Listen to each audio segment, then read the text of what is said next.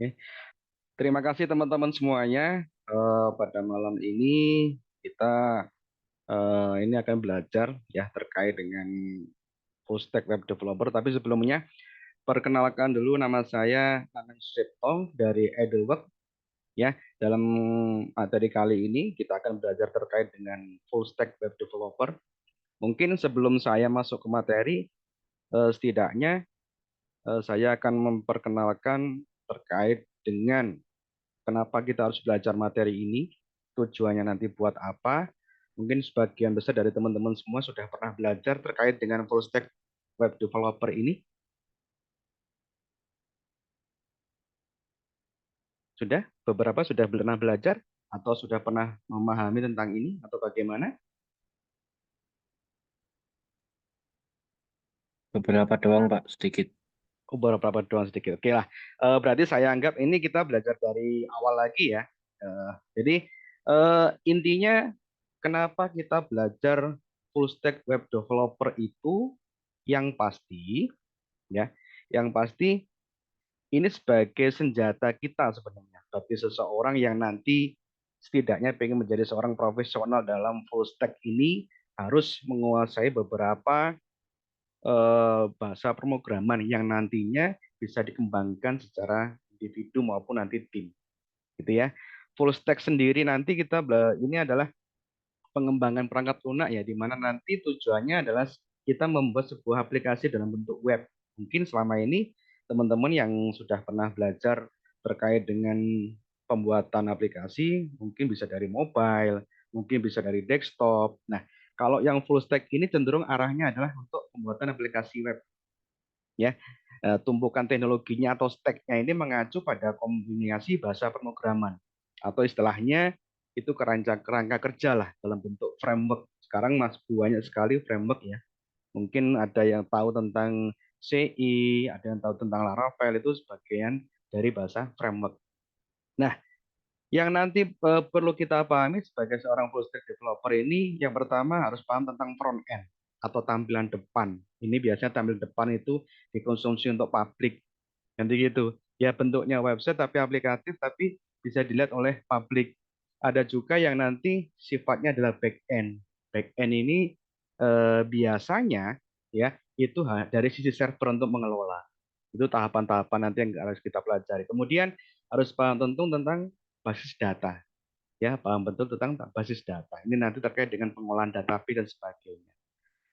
Selanjutnya ada beberapa mungkin terkait dengan kita belajar infrastruktur ya, terkait dengan persiapan kita membuat sebuah website atau apa. Lalu nanti ada beberapa pengembangan terkait dengan aplikasi yang kita suka. Nah, itu gambarannya kenapa nanti kita belajar full stack web developer itu tujuannya buat apa? Gambarannya nanti kita cenderung ke web based aplikatif ya, aplikasi beberapa persiapan yang nanti kita eh, apa namanya? Kita pelajari, kita mulai dari nol dulu, kita belajar dari dasar. Izinkan saya untuk sharing terkait dengan materi untuk saat ini, teman-teman semuanya.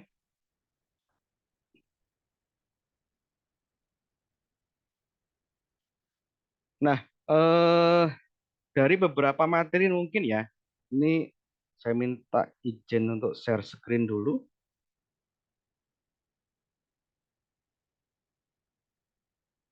Bentar, hostnya ini masih belum mengizinkan saya untuk share screen.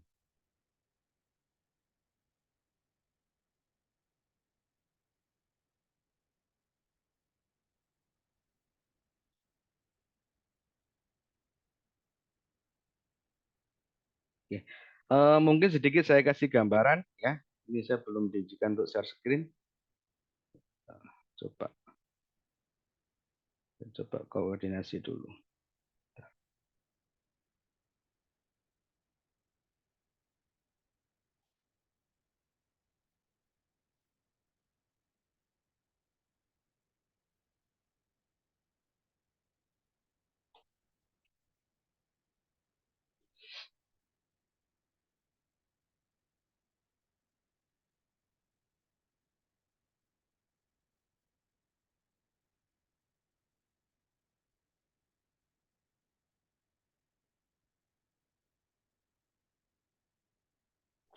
Oke, ini kalau belum ditunjukkan nggak apa-apa lah. Nah, jadi seperti ini, apa sebenarnya yang harus kita pelajari terkait dengan beberapa fasilitas nanti untuk kita belajar sebuah framework.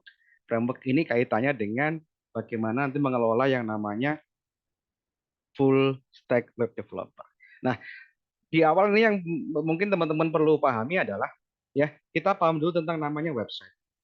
Ya, hampir semua orang tahulah, bahkan hampir seluruh orang di dunia pasti tahu website itu apa sih, kan gitu gambarannya. Nah, website sendiri menurut gambaran ya, menurut gambaran saya itu gabungan dari beberapa halaman, di mana halaman-halaman tersebut nanti memiliki fitur, memiliki fungsi, ya, memiliki fasilitas yang dibutuhkan baik untuk publik maupun kita sebagai user.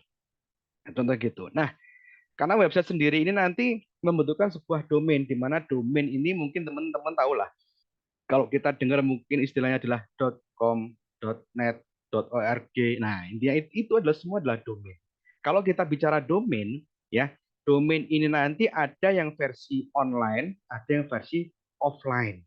Nanti gitu, nanti kita belajar lebih lanjut terkait dengan itu. Nah, makanya kalau secara online itu biasanya kita sebut dengan internet domainnya. Tetapi secara offline itu bisa disebut dengan nama intranet. Berarti hanya difokuskan pada lokal saja. Itu jenis-jenis websitenya. Nah, beberapa contoh website mungkin yang teman-teman sering jumpai ya. Ada yang website ini terkait dengan company profile. Entah profil perusahaan, entah nanti profil pribadi, entah nanti misalnya profil dari suatu blog atau misalnya bisnis online. Itu contoh. Ada juga yang terkait dengan web portal. Itu berisi tentang beberapa, mungkin teman-teman membuat sebuah artikel, berita, dan sebagainya. Bahkan sekarang yang paling ngetrend saat ini ya website yang jenisnya terkait dengan sosial media, ya, termasuk online shop. Ini sekarang sangat-sangat digandrungi banget untuk generasi Z untuk saat ini ya. Jadi ini sebenarnya indikasi bahwa untuk sebuah web developer ini nanti kedepannya akan punya pandangan yang lebih jauh. Nah, sedangkan manfaat untuk website sendiri, selain kita nanti sambil belajar di situ, jika bisa memperluas ya pengetahuan, ya memperluas ilmu apapun yang ingin kita pelajari, semua ada. Terus kita pengen mempromosikan sebuah produk dan sebagainya, ya. Kemudian kita juga sebagai jalin komunikasi dengan siapapun itu, entah komunitas atau saudara. Dan sekarang itu sudah termasuk dalam sebuah manfaat dalam website. Nanti gitu. Nah, kemudian bentar ya, saya coba share screen dulu. Oke.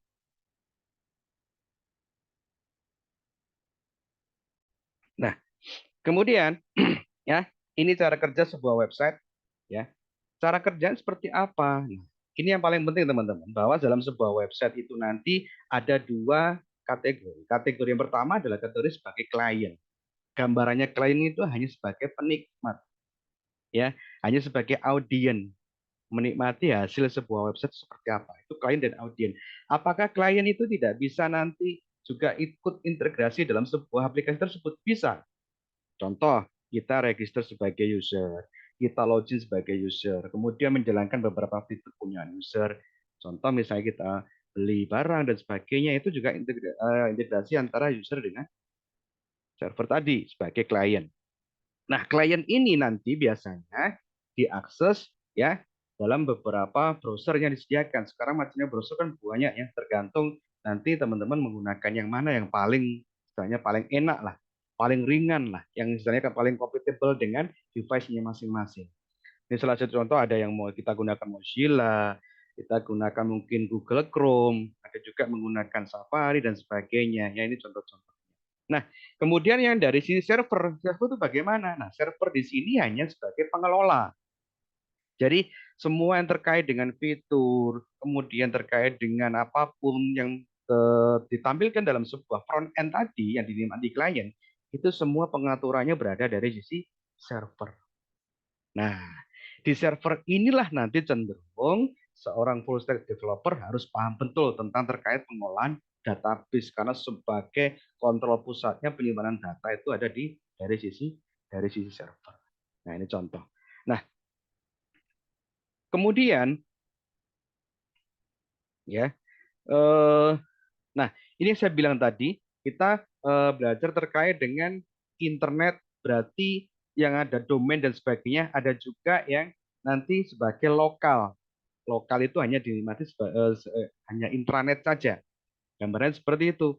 Nah, maksudnya bagaimana lokal itu? Nah, lokal itu sebenarnya apabila kita memiliki sebuah device, entah PC, internet, dan sebagainya, kita ingin membuat server domain sendiri.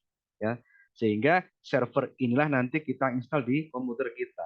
Tetapi hanya bisa dinikmati ya di komputer kita. Namanya lokal nanti gitu. Local host istilahnya, local hosting. Ada juga yang web hosting. Inilah yang tadi yang kita harus istilahnya mendaftarkan dulu sebagai hosting sehingga kita mendapatkan sebuah domain. Nah, local host itu dari sisi offline, sedangkan yang online itu dari sisi hosting. Nah, yang secara online pasti kita harus beli, ya. Kita beli hosting bahkan nanti domainnya, domainnya mau menggunakan yang com, org, .net. Nah, itu nanti tergantung yang kita butuhkan sesuai dengan. Nah, ini contoh ya. Misalnya kalau nanti kita menggunakan fasilitas yang offline, teman-teman nanti saya cari ya. Secara offline ini yang pasti harus menyediakan server lokal dulu. Nah, server lokal ini macamnya banyak. Kita bisa menggunakan SAMPP, bisa menggunakan WAM, mungkin juga bisa menggunakan server lokal lainnya. Yang pasti nanti kita butuh instalasi ya khusus untuk membuat server lokal ini. Apakah ini juga membutuhkan device yang setidaknya hardware-nya secara harus mumpuni? Tidak juga, karena server lokalnya juga ringan. Jadi tidak seperti dulu. Kalau dulu kita butuh membuat server itu butuh server khusus atau istilahnya kita membutuhkan device khusus untuk server. Untuk saat ini tidak. Semua sudah terangkum menjadi satu, sudah jadi satu paket, tinggal nanti yang kita gunakan apa saja kita sesuaikan. Ya, nanti kita coba praktek. Nah, kemudian kalau yang online bagaimana? Nah, kalau yang online kita harus membeli sebuah hosting dan nanti harus membeli juga sebuah domain di mana nanti kita akan dapat hak akses khusus ya untuk login ke dalamnya, kontrol panel istilahnya seperti itu. Kita login. Ya, sebenarnya secara offline maupun online pun itu penanganannya sama. Hanya bedanya dia kita menggunakan domain secara online, yang lokal kita setting juga di device komputer kita. Gambarnya seperti itu. Nanti kita coba praktek ya. Nah, yang selanjutnya, kenapa tadi kita harus paham betul tentang yang namanya database? Karena hampir semua website atau aplikasi web nanti yang kita tampilkan dari sisi publik atau public user sebagainya, pengelolaannya perlu kita atur, perlu kita simpan, juga mungkin ada perubahan dan sebagainya, biar tidak kesulitan kita menciptakan sebuah database. Sedangkan database di sini kan sebenarnya ini untuk kumpulan data yang dikelola. Sedemikian rupa itu maksudnya ya disesuaikan dengan keinginan kita karena ada beberapa struktur database yang kita sesuaikan dengan keinginan kita. Kita mau membuat aplikasi apa sih? Mau membuat aplikasi online shop misalnya, ya online shop. Maka di sini kita mengelola ya kira-kira dalam database nanti yang kita butuhkan tabel apa saja, kemudian relasi antar tabelnya seperti apa. Nah, ini butuh penanganan khusus supaya apa? Kita nanti mudah mengelola. Nah, melalui pengolahan tersebut lah nanti kita bisa menampilkan informasi. Informasi apapun yang kita butuhkan sesuai dengan web aplikasi kita. Nah, kemudian di sini ada beberapa contoh ya aplikasi yang untuk membuat database. Ada MySQL, ada Oracle, ada MongoDB ya. Ada fasilitas lainnya kita bisa menggunakan Docker, Kubernetes dan sebagainya. Tinggal nanti kita menggunakan yang mana itu hampir semua sama saja kalau untuk database. Tinggal teman-teman nanti enaknya menggunakan yang apa. Nah, ini contoh ya. Nah, ini contoh. Kalau misalnya kita menggunakan MySQL, menggunakan server lokal. Nanti di dalam server lokal itu ya kita sudah disediakan aplikasi database untuk mengelola sendiri. Namanya PHP Admin. Ini adalah kita menggunakan PHP MySQL. Ya, MySQL. Satu lagi, apakah kalau kita menggunakan server domain juga memiliki database? Iya. Di dalam server domain pun, hosting pun kita sudah sediakan yaitu fasilitas untuk mengelola database. Ada yang menggunakan PHP admin, ya, ada juga yang langsung menggunakan SQL server pun itu otomatis. Ya, ada juga yang menggunakan nanti Oracle dari versi Linux. Jadi ini nanti sediakan semuanya, baik dari sisi yang lokal maupun dari sisi yang online. Ini tinggal menyesuaikan. Ini contoh ya dari sisi database-nya. Nah, ini pada dasarnya untuk mengelola di awal, pengenalan di awal, teman-teman setidaknya harus menyediakan beberapa tools yang nanti kita gunakan untuk mengelola baik dari sisi server maupun dari sisi klien, baik dari sisi back end maksudnya ya untuk menservernya termasuk dari sisi online-nya ya atau istilahnya front end-nya yang dinikmati secara publik. Nah, ini contoh web server yang mungkin nanti kita bisa gunakan ya. Yang pertama ada namanya SAMPP, kemudian ada WAM juga ya. Ini downloadnya gratis ya. Teman-teman nanti tinggal buka browsernya, dicari download SAMPP, download WAM dan sebagainya. Nah, download SAMPP dan sebagainya nanti disesuaikan. Kita nanti menggunakan PHP versi berapa dan menggunakan database MySQL versi berapa. Tinggal disesuaikan. Nah, download ini pun nanti disesuaikan dengan device kita, ya, PC kita menggunakan 64 bit atau menggunakan 32 bit atau x86. Itu disesuaikan untuk dari sisi server untuk yang lokal. Nah, kemudian untuk mengelola front end dan back end tadi secara desain dan sebagainya, ada beberapa editor. Teman-teman terserah mau pakai yang mana yang paling gampang atau yang paling familiar terserah. Ada yang namanya Sublime, ini juga ringan. Ada juga namanya Visual Studio Code, ada juga Notepad++. Ini semua hampir sama. Fasilitasnya disediakan juga terkait dengan aplikasinya memudahkan nanti. Ini beberapa aplikasi yang di awal harus kita siapkan dulu, kita install ya, kemudian kita siapkan. Apakah kalau menggunakan standar aplikasi, contoh, apakah langsung kita bisa menginstal server? Sebenarnya tidak juga. Ya, kalau nanti kita sudah masuk dalamnya materi PHP, masuk dalamnya materi database, nah itu baru harus install server. Kalau hanya masih sekedar HTML, ya kita tidak menggunakan server tidak masalah. Ya, ini contoh. Nah, ini yang saya bilang tadi membutuhkan sebuah perangkat server, ya. Software ini semua gratis dan teman-teman nanti bisa install, download dulu secara gratis, kita bisa install ya baik di apa namanya di lokal mau menggunakan Windows atau menggunakan Mac sama saja ya, ada cirinya. Nah, pada dasarnya sebuah web server ini adalah penyedia. Penyedia apa? Yang pertama penyedia sebagai servernya, yang kedua menyediakan sebagai tempat penyimpanan data. Ini sebenarnya konsepnya sama dengan kalau kita mempunyai sebuah hosting dan domain. Kalau hosting domain kan kita nyewa perangkatnya yang tampak online. Kalau kita mengelola sendiri, ya PC kita lah nanti yang kita gunakan ya. Gambarnya seperti itu. Nah, kemudian ya di sini web server dari browser itu nanti akan menerima sebuah request baik ya HTTP maupun HTTPS. Nah, HTTP dan HTTPS ini nanti sebenarnya hanya menerima request post maupun get ya. Di mana HTTP dan HTTPS ini membedakannya adalah kalau misalnya HTTP itu sekuritasnya atau tingkat keamanannya belum terjamin, masih gampang dibobol. Itu yang paling Kalau udah HTTPS biasanya di dalam sebuah browser, ya nanti saya tunjukkan. Dalam sebuah browser itu biasanya di ujung kiri ketika kita mengetikkan alamat dari domain tersebut biasanya akan ada sebuah icon bentuknya kunci, itu berarti sekuritas sudah terjamin. Biasanya kalau di domain atau hosting kita aktifkan namanya SSL sekuritas, jadi bisa ya. Kayak contoh. Nah, ini manfaat dari kita menggunakan web server. Menjalankan website pasti, menampung semua file project iya, menampung database iya, melakukan pemeriksaan terhadap sistem sekuritas iya.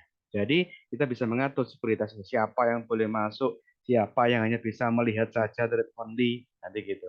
Ya, kemudian menyediakan data berdasarkan request. Ini gambarannya. Ya, ini text editor nanti yang kita gunakan Sublime, kemudian Visual Studio Code maupun Notepad++. Nah, ini ada beberapa manfaat text editor. Ya, manfaatnya banyak. Yang pertama, mempermudah menghafal sintaks ya.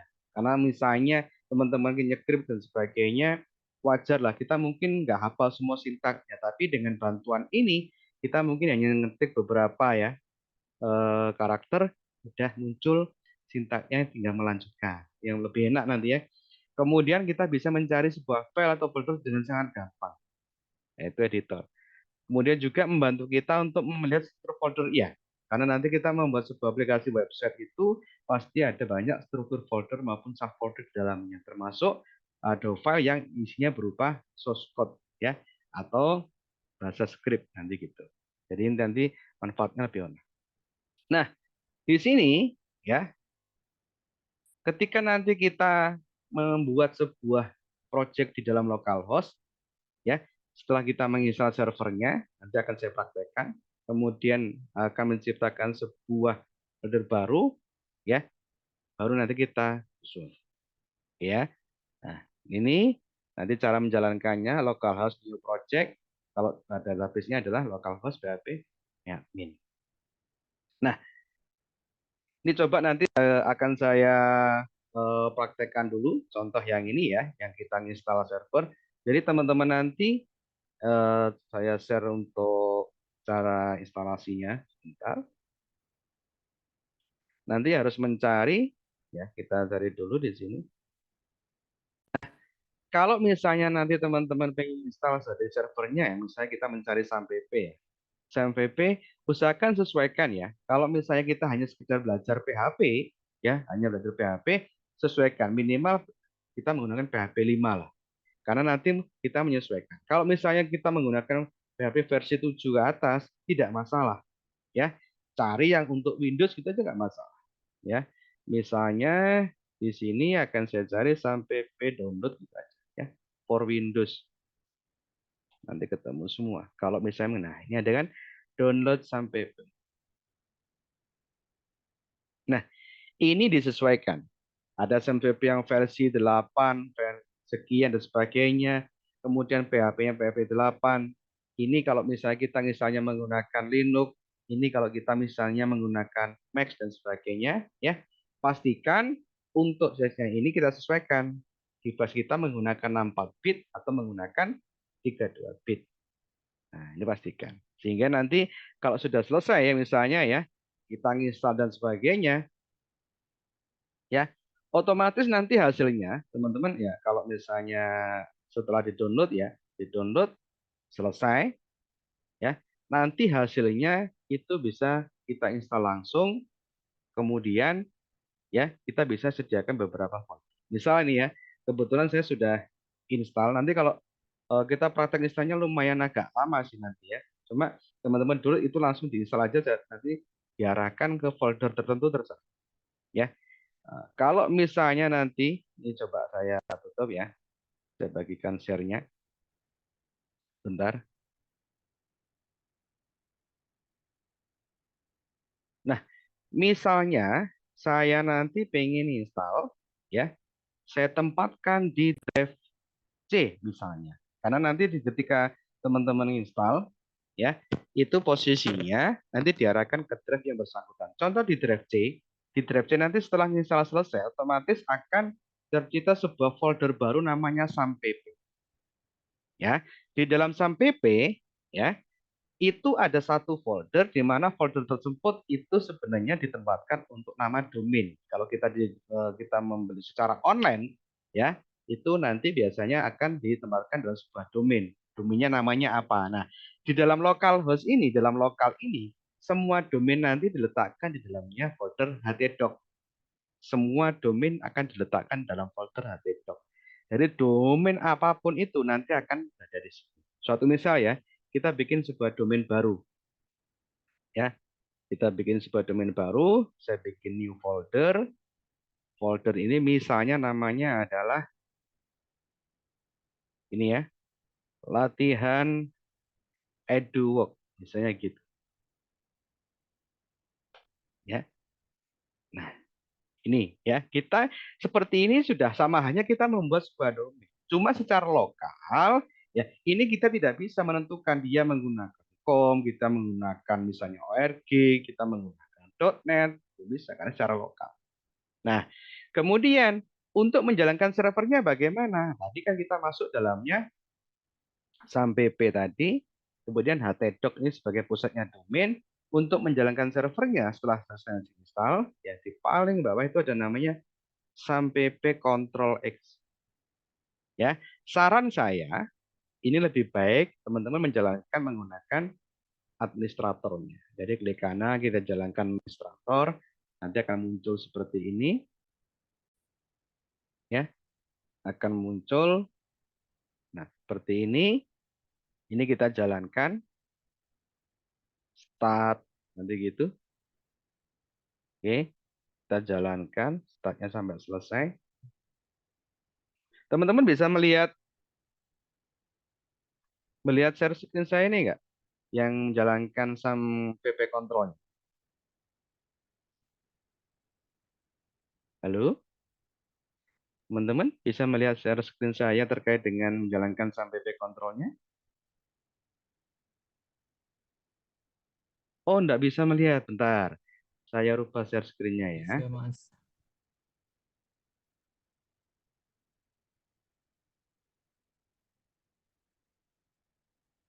SAM PP Controlnya. Kalau sekarang?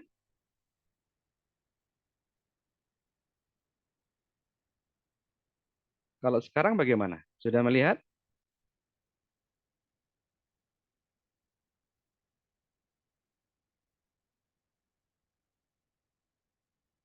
Oke, terima kasih.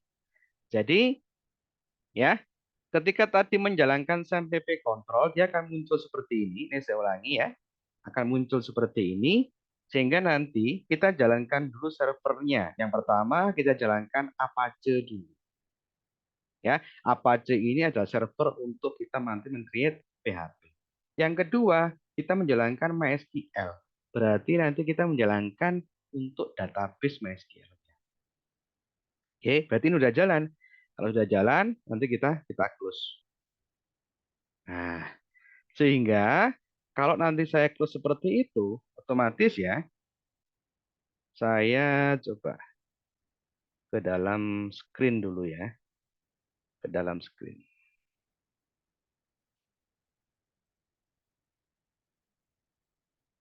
Oke, screen. Oke, sekarang kelihatan share screen saya? Mohon maaf.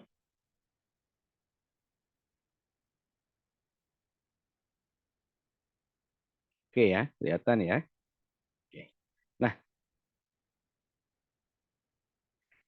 nantinya biasanya sebuah server itu kalau sudah dijalankan, biasanya di dalam di bar sini ya, di pojok sini akan muncul ya sebuah icon sampai p control. Ini kalau dijalankan nanti tetap akan seperti itu, dia akan tampil ya. Jadi, nah sekarang bagaimana kita melihatnya hasil dari yang kita jalankan tadi? Kita sudah punya domain tadi ya, kita punya domain namanya adalah latihan EduWorks, ya kan? Nah, kita coba buka browsernya, ya. Di sini kita coba buka browsernya, kemudian saya membuat sebuah baru. Nah, sekarang cara bukanya bagaimana? Kita coba buka ke dalam latihan EduWorks tadi ya. Nah, kita tuliskan seperti ini, HTTP, ya. Kemudian kita tulis namanya localhost. Terus lagi, nah kita ikuti apa? Nama domainnya. Localhost itu adalah nama server. Kita ikuti nama domain. Latihan EduWorks. Kita coba ya. Nah, berarti kita sudah memiliki domain namanya latihan EduWorks. Ini sudah kebuka. Tinggal kita belum punya file untuk membuat front end-nya. Ini kalau misalnya tadi kita buka sebuah localhost atau server dari lokal itu sendiri. Nah, untuk melihat database-nya bagaimana? Nah, ini kita rubah ya sesuai dengan slide tadi. Kita rubah localhost php my admin.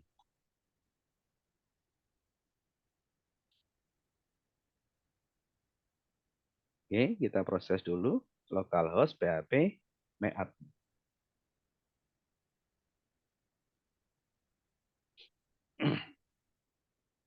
Nah, kita cek servernya dulu. Oke, dia masih jalan. Localhost php my admin. Nah, ya, ini database-nya. PHP my admin. Kita menggunakan MySQL. Teman-teman nanti bisa ngecek ya di sini bahwa versi dari PHP-nya sendiri adalah PHP versi 7.4. Nah, ya. Kemudian MySQL-nya menggunakan MySQL 10.4 itu MariaDB. Nah, ini berarti nantinya kita sudah belajar untuk pengelolaan database. Ya, itu gambarannya. Jadi di awal nanti teman-teman siapkan dulu semua servernya, ya, localhost, kemudian database-nya bagaimana. Nah, selanjutnya yang pasti harus install juga dengan editornya. Kalau misalnya teman-teman mau download Visual Studio Code, di sini juga free juga kita jalankan. Sublime pun juga free, tinggal download dijalankan di install. Nah, sekarang kalau misalnya teman-teman menggunakan Visual Studio Code, jadi nanti di sini ya kita bisa menjalankan Visual Studio Code apabila teman-teman sudah menginstal. Ini editor-editor yang kita butuhkan. Ya, kalau buat saya pribadi Visual Studio Code tuh sangat kompleks ya. Fasilitasnya kita bisa gunakan untuk membuat apapun itu. Kita bisa untuk React Native, kita bisa untuk PHP sendiri. Misalnya nanti kita juga bisa membuat untuk aplikasi lainnya ya. Nah, di sini kita buka ya folder yang tadi kita buat ya. Ini adalah tampilan Visual Studio Code. Kebetulan sudah ada aplikasi scriptnya ya. Ini saya kecilkan dulu. Nah, kita buka punya kita yang di awal tadi yaitu adalah latihan EduWork. Jadi di sini nanti kita pilih menu file, kemudian ada namanya open folder gitu ya. Open folder itu nanti kita arahkan ke dalamnya sampai P tadi ya, jangan lupa htdoc, kita cari namanya latihan EduWork. Nah, kita masuk ke sini. Kemudian kita seleksi. Nah, oke, dalam bahasa pemrograman ini namanya kita masuk ke dalamnya domain latihan EduWork. Ya, sedangkan di sini kita belum punya apa-apa sama sekali. Gitu ya, belum punya apa-apa sama sekali. Nah, di sini kalau toh misalnya kita pengen mengelola, kita pengen membuat ya terkait dengan HTML atau nanti kita belajar PHP dan sebagainya, kita bisa kelola. Contoh ya, saya di sini bikin ya, ini adalah alamat tadi kita. Namanya adalah misalnya latihan EduWork. Di sini saya bikin file baru. File new file ya. Misalnya namanya apa? Anggap saja kalau saya sih biasanya langsung di sini udah enak ya. Saya klik di sini new file, namanya misalnya index.html. Nah, oke. Nah, di sini seperti ini. Kenapa kok namanya harus index? Kok bukan nama lainnya? Nah, untuk sebuah front end maupun nanti back end dan sebagainya, kalau kita belajar tentang HTML ya, atau Hypertext Markup Language, intinya bisa gitu. Karena pada dasarnya kita membuat website ya, atau nanti misalnya mau mobile ya, device mobile dan sebagainya, kita harus belajar dari dasarnya dulu. Ya, HTML ini kan bahasa pemrograman yang di markup ya, sebenarnya basicnya teks untuk mendesain sebuah website yang lebih bagus karena nanti banyak elemen-elemennya. Namanya HTML, Hypertext Markup Language, banyak simple. Nah, supaya nanti tampil pertama kali itu adalah website utama kalian, maka website utama kalian itu harus dikasih nama index. Kalau tidak index biasanya adalah default. Kenapa? Supaya nanti di sini ketika teman-teman menjalankan yang localhost tadi ya, misalnya EduWork tadi ya, itu tidak perlu nanti menuliskan nama filenya. Contoh ya, misalnya ya, saya buka yang script kita tadi di sini. Nah, saya cuma mengetikkan HTML kemudian 5, ini sudah jadi sintaknya. Kemudian ini saya ganti misalnya latihan HTML. Ini saya simpan. Oke ya, ini saya simpan. Nah, nantinya ketika kita buka yang tadi ya, tab-nya tadi, yaitu localhost tadi ya, misalnya kita buka Bentar, saya minimize dulu. Nah, ya, yang kita buka adalah localhost tadi. Oke, oke. Di sini saya tulis tadi localhost, kemudian saya ganti latihan eduwork, gitu ya, eduworks tadi. Nah, di sini tanpa ya, saya ulangi, tanpa saya menjalankan nama filenya, ini otomatis sudah menjalankan file defaultnya, yaitu latihan HTML. Sehingga nanti tampilnya di sini, syarat tadi yang saya rubah adalah title-nya ya. Title-nya adalah latihan HTML. Otomatis di sini title-nya akan berubah, yaitu latihan HTML. Nah, ini contoh. Jadi otomatis akan berbeda kalau namanya misalnya bukan indeks. Contoh saya membuat file baru, ya, anggap saja namanya adalah about.html. Ini akan berbeda. Saya bikin HTML5-nya, anggap saja di sini, ya, saya rubah di sini misalnya about. Ini akan berbeda. Ya. Di sini, ini tidak bisa langsung kita enter munculnya about. Bisanya bagaimana? Bisanya kita tulis apa saja about HTML. Baru muncullah dari about-nya tadi. Ini contoh. Jadi index.html atau default.html itu sebagai nama defaultnya supaya nanti tampil pertama kali dalam sebuah hosting, domain maupun localhost, ya diusahakan namanya adalah index. Nah, ini contoh. Nah, ini beberapa contoh sintaks dari sebuah HTML ya. Nah, cirinya sebenarnya simple. Kalau misalnya dalam HTML itu sintaks pertama ada lebih kecil tanda seru gitu ya. Ini berarti kita menggunakan HTML5. Ya. Nah, enaknya lagi seperti saya bilang tadi, kita menggunakan editor itu mempermudah HTML. Itu kan ada HTML, ada HTML5, ada HTML yang menggunakan XML. Nah, ini contoh. Kalau HTML saja nggak ada limanya nanti. Sintaksnya pasti akan seperti itu. Kalau kita gunakan HTML5, karena sudah ada plugin tambahan dari Visual Studio Code, ini mempermudah kita. Ya, nah, kita sekarang baca sedikit terkait dengan HTML. Ya, yang pertama, ya, sebuah HTML itu sama halnya dengan kita membuat sepurat. Jadi ada kelompok header, ada kelompok bagian tengah atau detailnya, ada kelompok bagian footer. Sama dengan HTML. Ya, sama dengan HTML. Ada namanya head. Ya, head ini adalah kelompok header atau kelompok atas.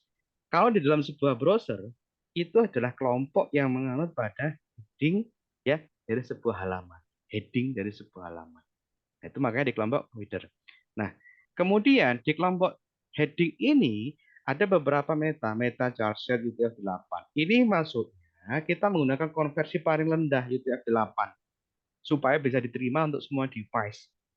Maksudnya device ini terkait dengan contoh kalau Android ya kita gunakan Android versi rendah pun itu masih bisa mengenali dari project HTML kita.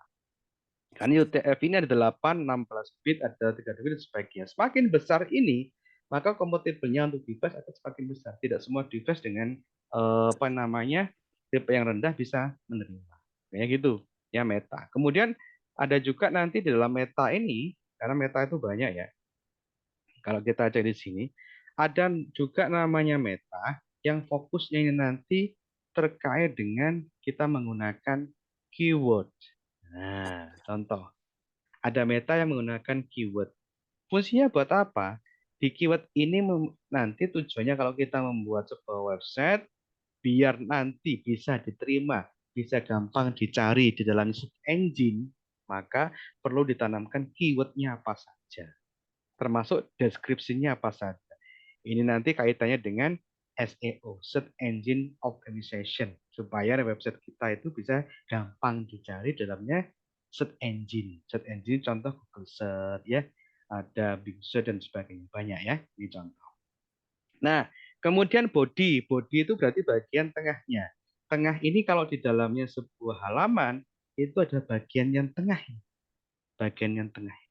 Ya, contoh simpel misalnya, body ini akan saya tambahkan sebuah background. Maka setiap teks, setiap elemen di sini akan memiliki properties atau memiliki istilahnya turunannya masing-masing. Contoh body, saya ganti dengan BG color atau background color. Ini, nah tinggal pengen warnanya apa. Gitu ya. Tinggal pilih warnanya apa. Kalau misalnya teman-teman pengen warnanya misalnya merah, Pak, ya. Bentar ya. Pengen warnanya nanti di sini saya pengen warnanya merah. Boleh, ya. Tulis saja red. Bisa nggak? Kita coba. BG color red. Kita simpan ya. Kita lihat di sini. Kita refresh dulu. Ya, dia berubah jadi merah. Nah, itu berarti propertiesnya dari body sendiri. Saya pingin yellow, kuning, ya, BG colornya, bodinya. Ya nanti dia akan berubah menjadi kuning. Nah, itu yang dinamakan properties atau nanti style terkait dengan setiap elemen. Nah, ya ini contoh. Kemudian kalau kita kosongi, berarti dia kembali warna. Ada beberapa elemen atau sintak dalam HTML ya. Contoh, kita mau menggunakan heading atau judul ya. Heading ini kita bisa menggunakan H1 ya. Contoh ini adalah selamat datang ya di Work misalnya gitu. Nah, misalnya seperti ini. Nah, heading ini kalau satu itu besarnya seberapa bisa kita cek. Ini satu. Ada juga nanti yang kita rubah ya. Kita mungkin punya yang dua, tiga dan sebagainya. Nah, ya. Ini misalnya ini H2, ini H3, ini H4. Kita cek ya. Hasilnya nanti seperti apa. Kan satu paling besar ya. Semakin kecil, dia akan semakin besar. Kalau hanya semakin besar, dia akan semakin kecil. Nah, beda ya. Nah, untuk heading ini maksimal sampai H6. Jadi nanti bisa kita atur. Selain H juga, kita juga bisa menambahkan kalau nanti membuat sebuah paragraf. Kita menggunakan sintaknya adalah P, paragraf. Membuat paragraf apa? Misal saya membuat paragraf ya, pelan seperti ini. Ya, paragrafnya. Dia akan berada di bawahnya paragraf. Nah, nanti gitu. Ini adalah sebuah paragraf. Nah, nanti gitu. Kalau misalnya dari koma ini saya ganti baris, Pak. Jadi setelah koma ini ya, setelah koma ini Kak mau saya tambahkan baris. Berarti nggak apa-apa. Setelah koma, saya akan menambahkan baris. Ini nanti supaya dia tampil ke bawah, jadi saya bisa gunakan view web ya, biar dia ke bawah. Setelah koma, saya akan ganti baris misalnya di sini. Maka di sini saya bisa menambahkan sebuah sintak BR. Ini untuk ganti baris. BR ya. Kita coba setelah koma dia turun ke bawah enggak? Nah, setelah koma dia turun ke bawah. Itu gunakan namanya P ya atau paragraf PR untuk ganti ganti. Masih banyak ya sintaks lainnya terkait dengan ini. Ada juga nanti kalau selain H, kita menggunakan bullet numbering ya daftar berputar atau angka. Contoh bisa menggunakan namanya UL ya. Contoh saya punya LI, saya mau bikin LI sebanyak 4, maka LI ini akan saya kalikan 4. Ya, contoh ya, ini misalnya saya punya soto, ya, kemudian rawon, kemudian sate, soto, rawon, sate, bakso. Contoh ya, UL dan LI ini adalah daftar berbutir, kita bisa cek. Nah, ya, ini daftar berbutir. Kita gunakan UL. Nah, ada juga yang misalnya kita gunakan angka 1, 2, 3, A, B, C, dan sebagainya. Berarti kita bisa menggunakan namanya OL. Nah, ya, dalamnya sama LI. Contoh saya bikin 3, saya kalikan 3. Nah, gitu ya. LI, misalnya ini sama ya. Soto, kemudian rawon. Kemudian saya punya di sini adalah sate. Bedanya apa? OL dengan UL. Nanti kita cek. Nah, 1, 2, 3. Nah, kalau misalnya 1, 2, 3 ini pengen saya ganti abjad bagaimana? Nah, tinggal UL-nya nih, UL-nya kita rubah tipenya. Ya, type. Tipenya sama dengan A misalnya. Tipenya sama dengan A. Kalau tadi kan 1, 2, 3 ya, sekarang saya rubah. 1, 2, 3 ini menjadi apa? Menjadi ABC. Jadi ini beberapa sintaknya punyaan apa namanya HTML ya, nanti bisa dikembangkan lebih lanjut ya biar oke. Nah, kalau untuk membuat dia lebih oke, Pak, lebih manis bagaimana? Wah, bahasanya keren ya. Lebih manis bagaimana? Karena HTML sendiri sebenarnya kalau kita desain itu dia bentuknya masih sedikit kaku loh, kasar loh, kaku. Biar lebih halus, tampilannya lebih oke, biasanya kita kembangkan dengan menggunakan CSS. Istilahnya CSS itu adalah Cascade Style Sheet atau seperti itu. Ya, itu menggunakan CSS. Nah, misalnya karena CSS sendiri itu nanti kita bisa dua kategori ya. Bisa juga contoh sini kita mendesain sendiri CSS ya. Namanya kita mulai dari style. Kita mau ngapain? Misal ya, khusus untuk H1 ini warnanya adalah merah. Misal gitu ya. Jadi saya tulis saja H1 ya. Saya pilih di sini adalah color.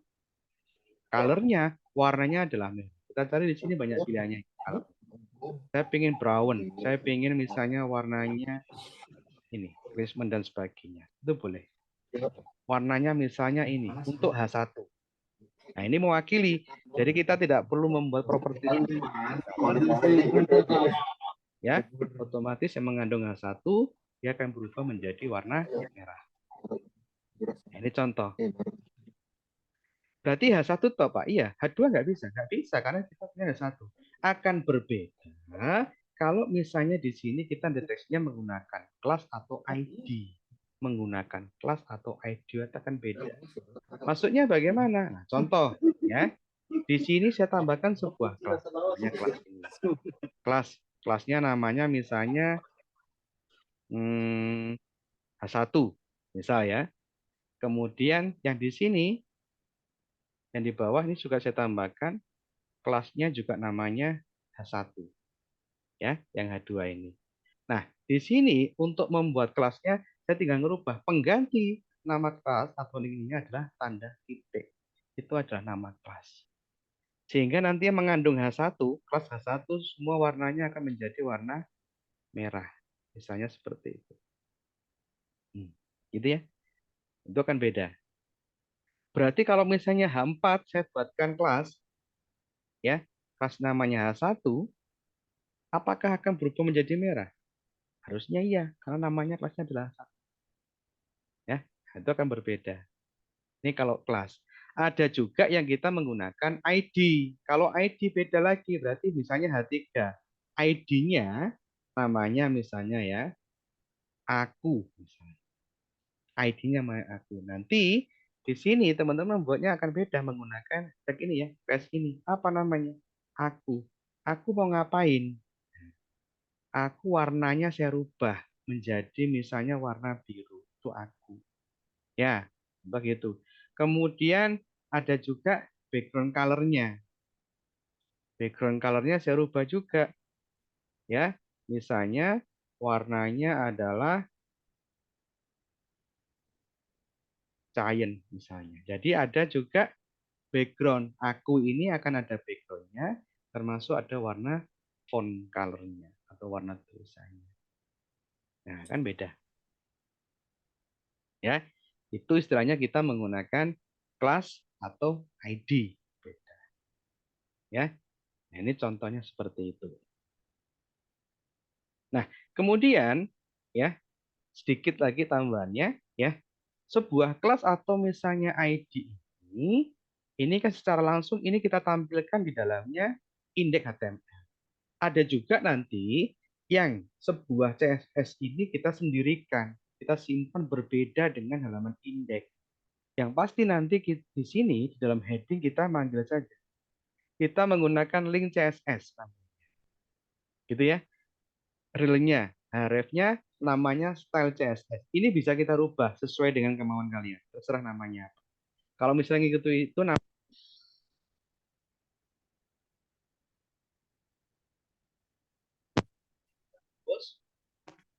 kita bikin sebuah file baru, ya, namanya adalah style.css.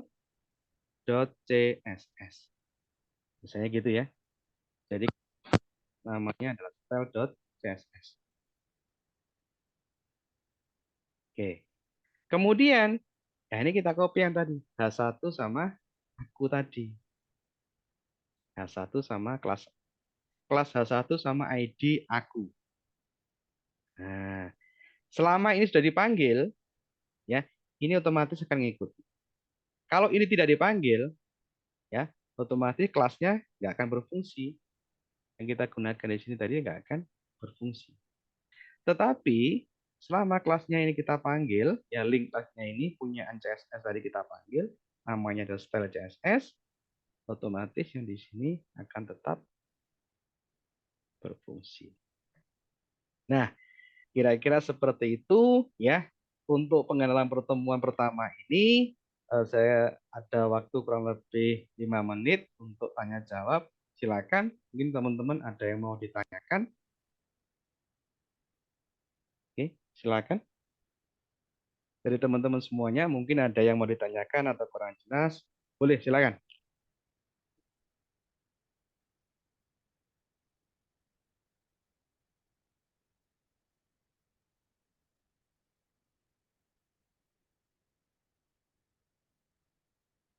Silakan, mungkin masih ada waktu. Ada yang mau ditanyakan terkait dengan kita introduction pertama dulu ya, dari materi full stack web developer ini nanti.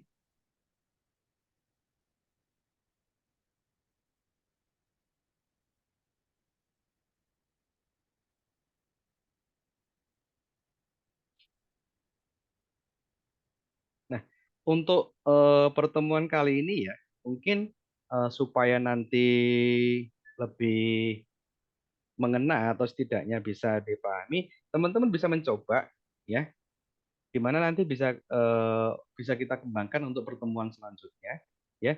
Jadi dari yang saya contohkan tadi, teman-teman nanti bisa mencoba ya, mulai dari kita nginstal servernya, kemudian nanti apa teman-teman juga install editornya, kemudian mencoba beberapa sintak HTML. Untuk memanggil localhost gimana ya Mas? Nah, oke, untuk memanggil localhost sebenarnya kan kita nampilkannya di browser ya. Saya coba share lagi ya. Di browser, saya panggil contoh seperti ini, saya share dulu. Ya. Di dalam browser ini, localhost ini bisa dipanggil dengan catatan, ya, sampai P yang ada di sini tadi kita jalankan dulu. Jadi di sampai P sudah kita install, di paling bawah itu ada namanya sampai P control. Ini kita jalankan, ya. Setelah dijalankan, nanti biasanya akan muncul jendela seperti ini. Jadi ya, apa aja kita jalankan dulu. Sebenarnya HTML nggak perlu apa aja nggak masalah sebenarnya. Ya, cuma karena kita tadi masuk dalam localhost, setidaknya kita jalankan dulu nggak apa-apa. MySQL kita jalankan, ini untuk versi database-nya, ini nanti untuk PHP-nya, kalau kita belajar PHP, ya, biar kita bisa muncul dalamnya localhost. Baru setelah itu, karena nama servernya ada localhost, ya, di server ini teman-teman tinggal ngetik aja localhost, ya, kemudian slash, diikuti nama domainnya tadi yang kita buat di dalamnya htdoc.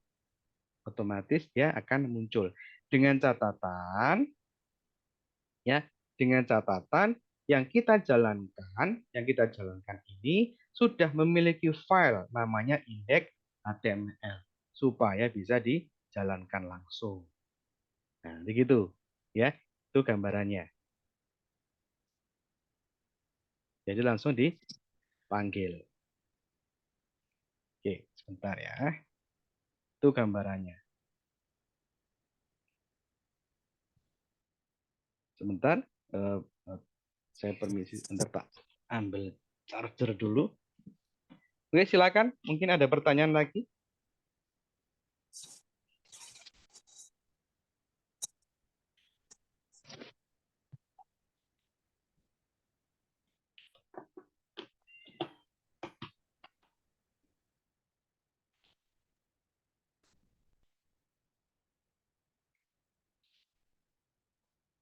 Oke, silakan. Mungkin ada pertanyaan lagi. Masih ada waktu 4 menit.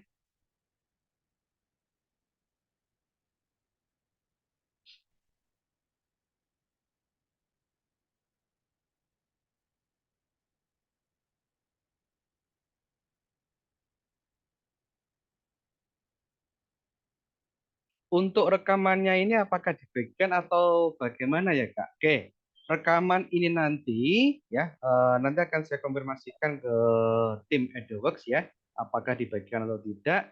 Nanti teman-teman semuanya akan mendapatkan info dari apa namanya tim EduWorks sendiri ya. Tapi sebenarnya rekaman ini sudah ada. Nanti kalau misalnya mau dicoba dan sebagainya, mungkin akan saya sampaikan ke tim EduWorks. Kalau misalnya mau dibagi, di-share boleh, nggak apa-apa saya.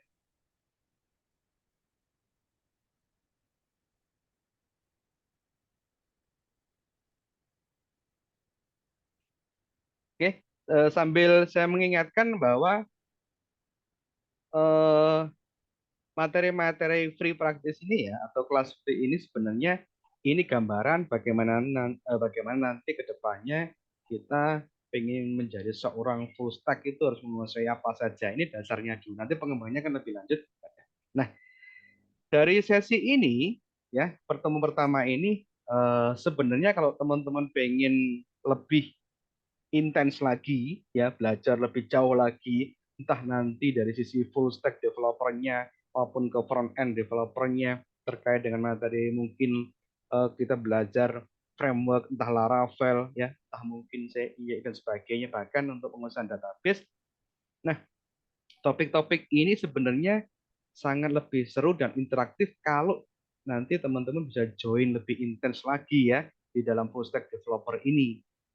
Jadi lebih banyak lagi yang kita explore nanti. Kita bisa sharing, kemudian kita juga sering istilahnya troubleshooting terkait ini dan sebagainya. Ya, sebenarnya untuk meningkat itu kesempatan ini lebih lebih oke sih menurut saya ya. Menurut saya lebih oke karena saya pribadi juga sering sharing dengan teman-teman dan sebagainya buat nambah skill dan pengetahuan kalian tentang full stack ini ya, full stack developer ini. Mungkin teman-teman bisa langsung daftar aja ya, lebih oke lah. Nanti lebih detail lagi, lebih rinci lagi, ya. Boleh daftar langsung ke dalam sebuah situs https eduwork.id. Nanti kita gabung karena kita mau belajar tentang full stack developer, mulai dasar membuat server, nanti kita membuat front end dan sebagainya. Di situ akan lebih detail dan lebih lebih rinci. Nah, itu lebih menurut saya lebih intens lagi nanti ya. Kita space waktunya akan lebih panjang ya lebih panjang, lebih intens lagi untuk belajar. Kira-kira seperti itu. Mungkin kalau tidak ada pertanyaan lagi dari teman-teman semuanya, ya terima kasih atas kehadirannya teman-teman semuanya sampai 1 jam ini. Ya mudah-mudahan apa yang saya sampaikan bisa diterima dan dapat dimengerti, dipahami. Sekali lagi saya ucapkan terima kasih. Saya Nanus Cipto dari EduWork mengucapkan selamat malam. Terima kasih semuanya. Sampai ketemu lagi di materi selanjutnya. Terima kasih.